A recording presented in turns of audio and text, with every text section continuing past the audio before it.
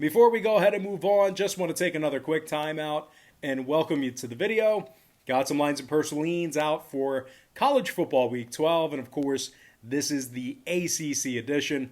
But before we dive into some more free content right here on YouTube, just have to quickly remind you once again that we are 4-0 in our last 4 extra daily picks on patreon.com/rockpage. We are red hot on that website right now in the extra daily pick. And if you want access to the extra daily pick, to today's EDP, it's only going to cost you just $2.99. We're also 3-0 in our last 3 Underdog tier package picks on that site as well. And access to the Underdog tier is only going to cost you just $4.99. Now, we currently have over 725 members signed up and active on that site. And if you want to join those folks and get in on the action, link for that site is in the description section below. And once again, that's patreon.com/rockpage. And moving on, we're going to dive into some Saturday action. I'm talking about Clemson, Florida State. And that's going to be a 12 p.m. Eastern start time at Doak Campbell Stadium in Tallahassee. Now, the Clemson Tigers are minus 34.5 on the road, total 65.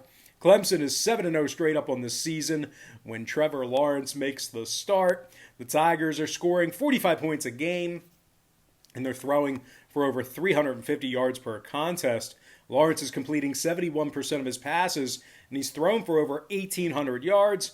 Amari Rodgers has 48 grabs for 720 yards and 6 scores. And, of course, running back Travis Etienne, he's got 37 catches out of the backfield, 491 yards receiving, and a couple of scores catching the ball himself. Now, Etienne's got over 630 yards on the ground as well, along with 10 total rushing touchdowns.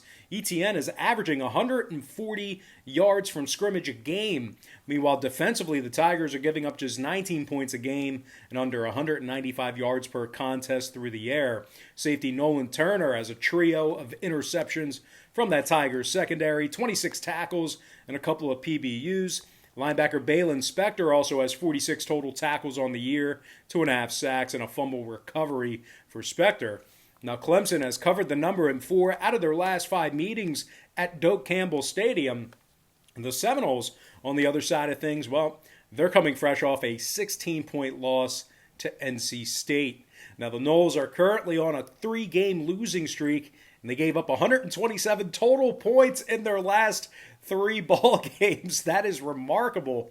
Now, the Noles are just 2-6 straight up on the season, and they've successfully covered the point spread in just 25% of those ball games.